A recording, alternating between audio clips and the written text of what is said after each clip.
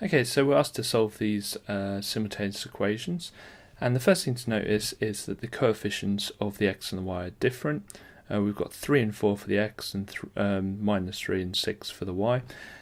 So looking at that, I could times the top by 4 and the bottom by 3 to get the x's the same, but all I need to do is times the top by 2, so I'm going to do that.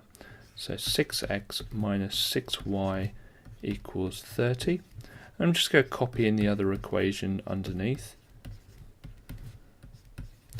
Okay, so with simultaneous equations we work downwards. So I'm just going to highlight that. It's always useful to highlight it. And the rule is that if the matching coefficients have the same sign, we subtract. If they have different sign, we add. So looking at this, they have a different sign, so we're going to add, okay, because you've got minus 6y and positive 6y. So 6x plus 4x is 10x. Minus 6y plus 6y is going to be nothing, which is good because we need it to be nothing. And then 30 plus 10 is 40. Next, go put the lines in, and we're dividing both sides by 10. So x equals 4, and that's only half our answer. We need to substitute that into an equation. I'm going to pick the top one to find out what y is.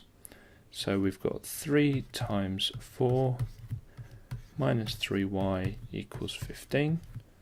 And I'm just going to put the lines in. So that's going to be 12 minus 3y equals 15.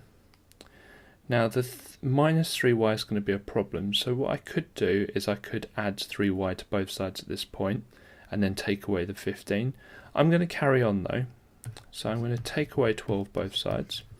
So we've got minus 3y equals, 3. Now at this point, if I divide both sides by minus 3, it's kind of like dividing by 3, but it gets rid of the minus on the left hand side, and it introduces a minus on the other side.